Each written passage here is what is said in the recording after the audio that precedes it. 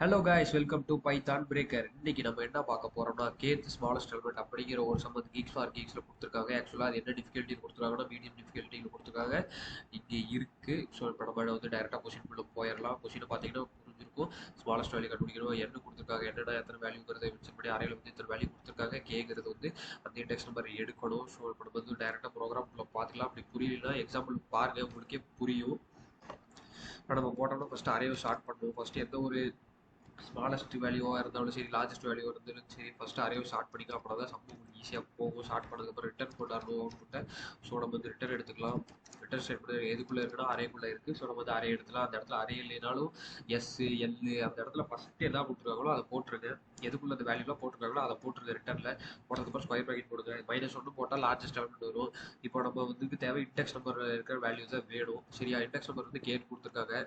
ஆக்சுவலாக அவங்க படி பார்த்தீங்கன்னா 3 கொடுத்துருந்தாங்கன்னா அது வந்து பைத்தன் இன்டர்பிரேட்டர் படி 4th வேல்யூ தான் எடுக்கும். ஏன்னா இப்போ பைத்தனோட இது படி பார்த்தீங்கன்னா 0ங்கிற ஒரு இண்டெக்ஸ் நம்பர் வந்து இருக்கு.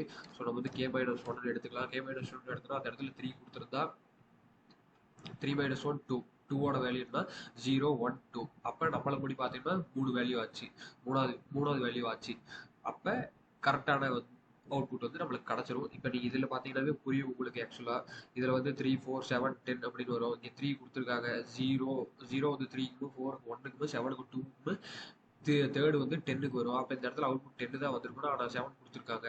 ஏன்னா நம்ம வந்து பைத்தனோட 0ங்கிற ஒரு வேல்யூ இருக்கா, அதனால வந்து K-1 போட்டுக்கலாம்.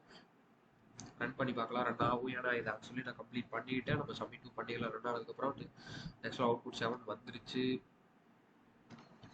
சப்மிட் பண்ணியாச்சு. இந்த மாதிரி டெய்லி ஒரு வீடியோ நான் போடுவேன். என்னோட சேனலை சப்ஸ்கிரைப் பண்ணி வச்சுருக்கேங்க. பிடிச்சிருந்தால் இல்லைன்னா சும்மா கூட பார்த்துட்டு போங்க, ஒன்றும் பிரச்சனை கிடையாது. Actually thank you bye. டெய்லி ஒரு வீடியோ போடுவேன் கண்டிப்பாக. பை.